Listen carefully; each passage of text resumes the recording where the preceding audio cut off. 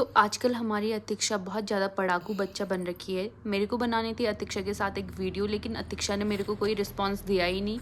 मैंने बहुत ज़्यादा कोशिश करी अतिक्षा का ध्यान बटाने की, लेकिन वो पढ़ाई में बहुत ज़्यादा बिजी हो रखी है। तो मैंने सोचा इससे एनिमल साउंड पूछती हूँ, फिर ये कॉपी पेन छोड़ देगी। डॉगी, गाय, बंदर,